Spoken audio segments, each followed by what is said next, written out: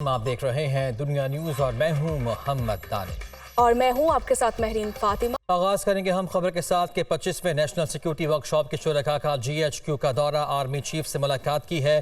شرکاء کو بین الاقوامی اور علاقائی سیکیورٹی اور قومی سلامتی کی صورتحال پر بریفنگ دی گئی ہے۔ مسلح افواج، سیکیورٹی ادارے دشمن قوتوں کی کوشش کے باوجود دہشت گردی کا مقابلہ کر رہے ہیں، ایسا کہا گیا آرمی چیف کی جانب سے۔ پاکستانی عوام کے مسلسل تعاون سے کامیابی ہمارا مقدر ہوگی۔ 25ویں نیشنل سیکیورٹی ورکشاپ کے شرکاء کا GHQ کا دورہ اور اس دورے کے دوران ان کی آرمی چیف سے ملاقات بھی ہوئی۔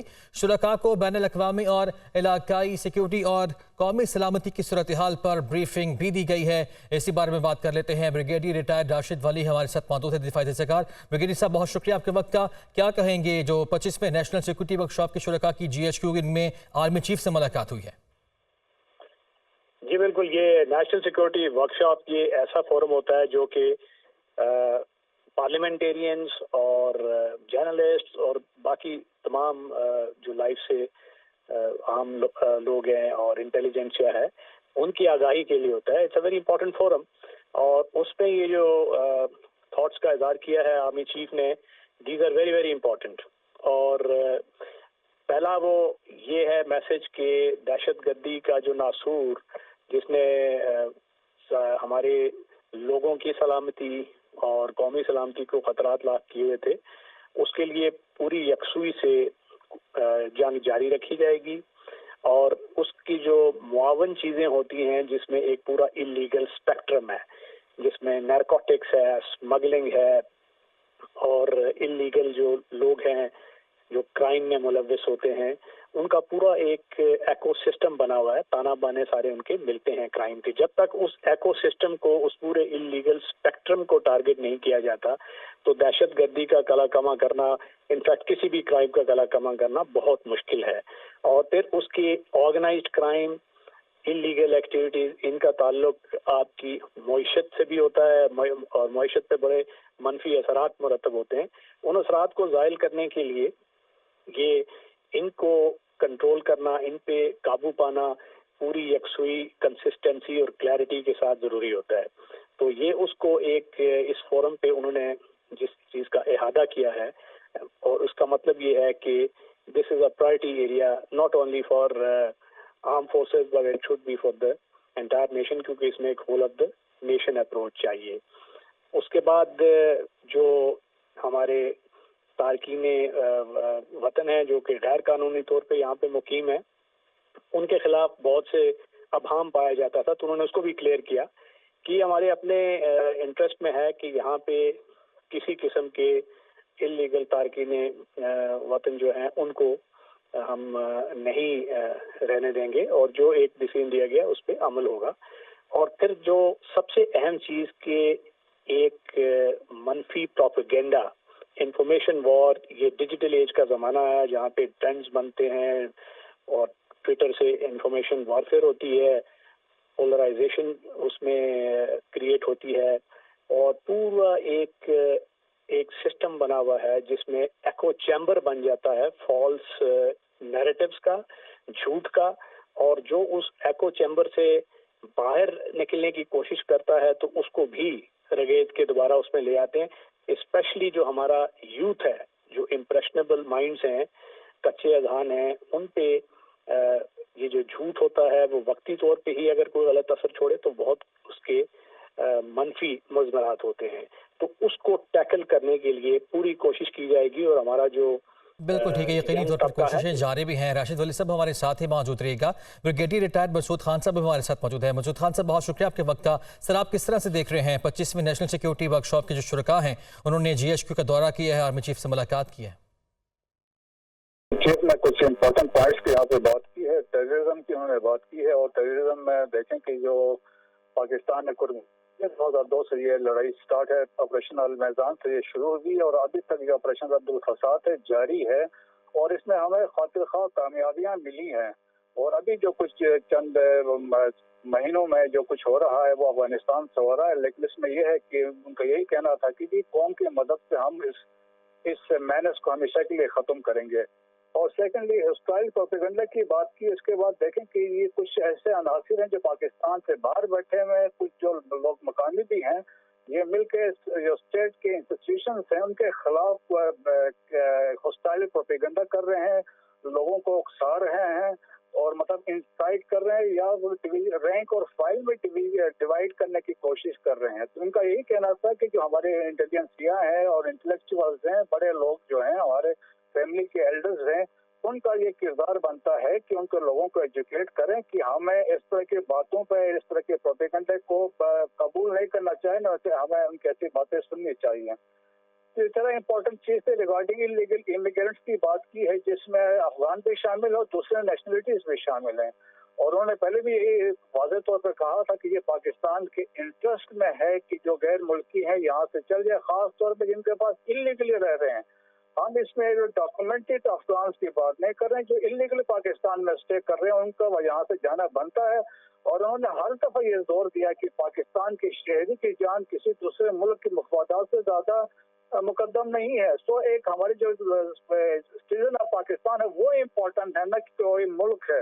और इसके अलावा जो दूसरे इकदाम जो उठाए गवर्नमेंट ऑफ पाकिस्तान ने, उनकी बात की, स्मगलिंग की बात की, होर्डिंग की बात की, देखें इससे अफगान ट्रांजिट ट्रेड के जरिए जो कुछ मसाइल हमारे लिए क्रिएट हो रही थी, अब इसमें बहुत बेहतरी आई है। अभी देखें हमारा जो डॉलर था 320 पे था, 279 पे आ गया है। बिल्कुल ठीक है, मुख्तलिफ शोबों में जो बेहतरी आ रही है वो भी ज़ेर बहस आया है। सर ये बताएगा कि जिस तरह आप फरमा रहे थे कि मुख्तलिफ शोबे हैं उनमें खासी बेहतरी भी आई है, हमें दिखाई भी दे रही है, और मज़ीद कौन कौन से जो फ्लॉज हैं ऐसे जो ज़ेर गौर इसमें आए होंगे जहाँ पे मज़ीद हमें काम करने की ज़रूरत है?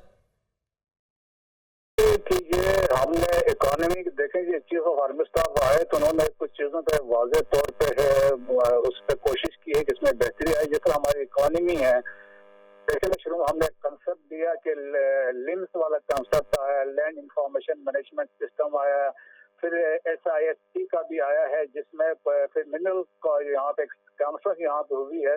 तो इस तरीके से हमारी इकोनॉमी जो बुनियादी ब्रेड बास्केट है इस कौम का और इस मुल्क के लिए, तो उस पे जदीद तहकीक पे और जदीद जो ज़राए इस्तेमाल करके जो लैंड जो इस्तेमाल के काबिल नहीं थी उसको ज़राए इस्तेमाल लेके आएंगे, तो उस तरफ भी एक स्टेप्स लिए जा रहे हैं। तो एक वो भी एक फैक्टर है। सेकेंडली देखें जहाँ हमने बात की है स्मगलिंग की बात की, अफगान ट्रांजिट ट्रेड, बिल्कुल ठीक है, स्मगलिंग के खिलाफ हमने काफ़ी अरसे के बाद हमने कार्रवाइयाँ देखी और बड़े पैमाने पर ये कार्रवाइयाँ की गई हैं।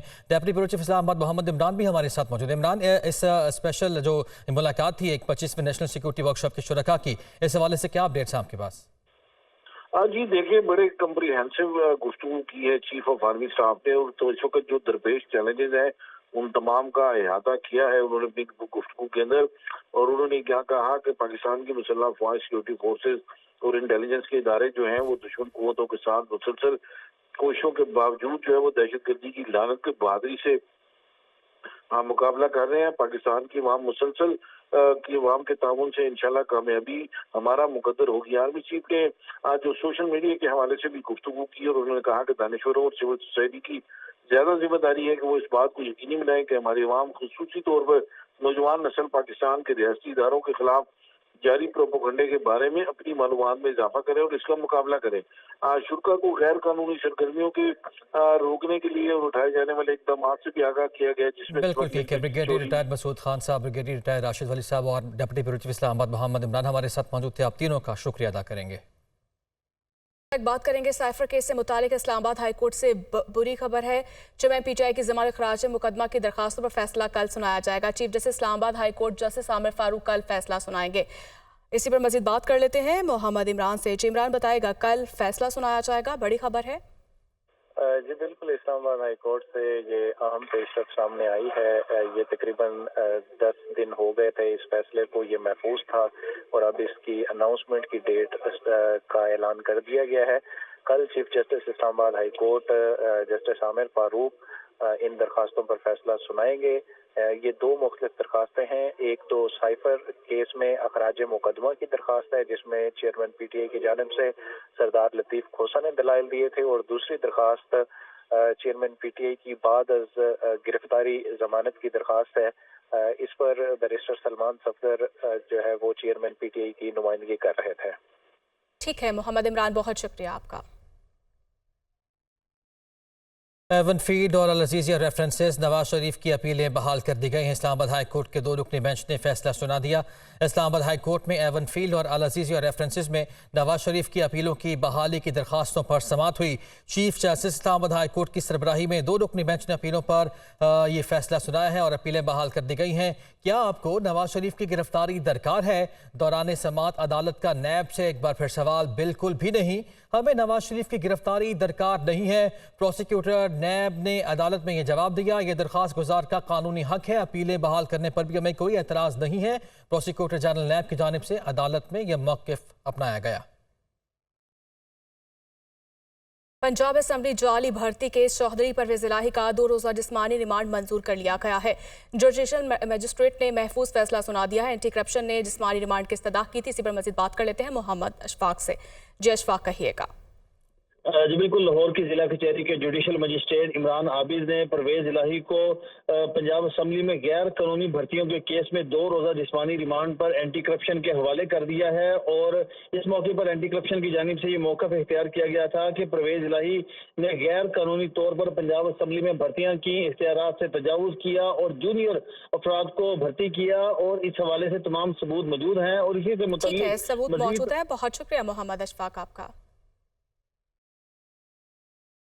सियासी मंजरनामे से खबर यह है कि PTI के 2 अहम रहनुमाओं असद कैसर और अली मोहम्मद खान की मौलाना फजलुर रहमान से मुलाकात हुई है। इस मुलाकात के अहवाल जान लेते हैं। इस्लामाबाद से हमारे नुमाइंदे जावेद हुसैन हमारे साथ मौजूद हैं। जावेद, बताइएगा। जी देखें, PTI के 2 अहम रहनुमा जिसमें असद कैसर और अली मोहम्मद खान हैं, उन्होंने सरबराह जमीयत उलमा इस्लाम मौलाना फजलुर रहमान से उनकी रिहाइशगाह पर मुलाकात की है। और इस हवाले से जो तफसीलात सामने आई हैं उसमें असद कैसर और अली मोहम्मद खान ने मौलाना फजलुर रहमान से उनकी सास के इंतकाल पर इज़हार ताज़ियत किया है और फातह खानी भी की है। इस हवाले से जब मुलाकात के बाद असद कैसर बाहर निकले तो उन्होंने मीडिया से गुफ्तगू में बताया कि मौलाना के पास उनकी खुशदामनी के इंतकाल पर फातह खानी करने आए थे। हमारा पश्तून कल्चर है कि हम अपने सियासी मुखालफिन की गमी और खुशी में शरीक होते हैं। उन्होंने ये भी कहा कि मौलाना के पास फातह के लिए आने के लिए पार्टी की आदत से इजाज़त की जरूरत नहीं है, और मौलाना के पास फातह के लिए हम सारे पश्तून ही आते हैं, और इसमें कोई सियासी गुफ्तगू जो है वो ज़ेरे गौर नहीं आई। बिल्कुल ठीक है, शुक्रिया आपका जावेद। बात करेंगे गजा के निहत्ते शहरियों पर इसराइली मजालिम जारी हैं। सिहोनी फोर्सेस का खान यूनिस के करीब फ़िज़ाई हमला। सिहोनी फोर्सेस के हमले में 30 फ़लस्तीनी शहीद, 100 से ज़ायद ज़ख्मी है। फ़िज़ाई हमला रिहायशी इमारतों पर किया गया। मुतादिद इमारतें ज़मीन बोस हो गई हैं। 7 अक्टूबर के बाद शहीद होने वाले फ़लस्तीनियों की तादाद 7028 तक पहुँच गई है। अरब मीडिया के मुताबिक शहीदों में 3000 बच्चे और 1709 ख़वातीन भी शामिल हैं। सिहोनी फोर्सेस मकबूजा मगरबी किनारे में भी 104 फ़लस्तीनियों को शहीद कर चुकी है। गुज़श्ता 24 घंटों के दौरान इसराइली फ़ौज ने 250 मुकामात पर हमले किए हैं। गुज़श्ता रात मुतादिद मुकामात पर टैंकों से हदफ को निशाना बनाया गया। इसराइली डिफेंस फोर्सेस के मुताबिक ये ज़मीनी हमला अगले मराहिल की तैयारी है। तो वहीं अमीर जमात इस्लामी कराची हाफिज नईमुर रहमान कहते हैं इसराइल की जानिब से फ़लस्तीन पर हमले दिन ब दिन बढ़ते जा रहे हैं। अब तक हज़ारों अफराद को शहीद किया जा चुका है, लेकिन हमास के इक़दामात से पूरी दुनिया जाग चुकी है। मज़ीद कहा कि पूरी उम्मत मुसलमा को इसराइल के मज़ालिम के खिलाफ आवाज़ उठानी होगी। कि जब हमारे बच्चे, हमारी बहनें, हमारी माएँ, हमारे बेटे, हमारे बुजुर्ग और जवान सेहूनियों की गोलाबारी का निशाना बन रहे हैं, बार बार उनको शहीद किया जा रहा है और पूरा गजा खंडर बना दिया जा रहा है। शहादतों का एक काफिला है जो रुक नहीं रहा, थम नहीं रहा, लेकिन हम सलाम पेश करते हैं गजा के उन मुजाहिदों को, उन लोगों को जो इस्तकामत का कोहे गिरा बने हुए हैं, डट कर खड़े हुए हैं, इसराइल के आगे झुक नहीं रहे, दब नहीं रहे, और वो पूरे के पूरे बदतरीन जो अजियत का शिकार लोग वो इस्तकामत का मुजाहरा करते हुए पूरी उम्मत मुस्लिमा के सामने एक सवाल भी बन चुके हैं। न्यूज़ स्टूडियो से इतना ही।